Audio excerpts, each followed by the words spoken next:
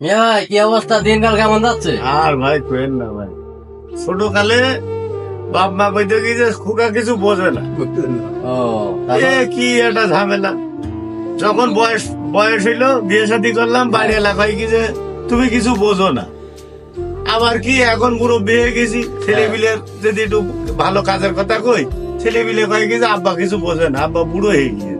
তা আমি তো ভালো মুশকিলই পড়লাম ভাই এখন। এর সমাধান কি?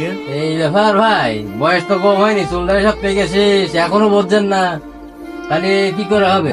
তাহলে মিয়া ভাই আপনি তো অনেক পেড়ার ভিতরে আছেন, পেয়ার আতাসে কি পেড়া ভাই, আর এই পেড়ার কোনো শেষ সমস্যার নেই। সমাধান করা যাবে না?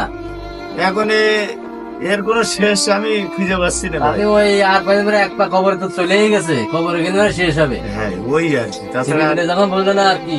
ছেলে বিলে বললে না, বাড়ি আল্লাহ বললে না, বাপ মাও বলছে আসলে লাস্টে ওই কবরে গেলি বুঝবে যে বাপ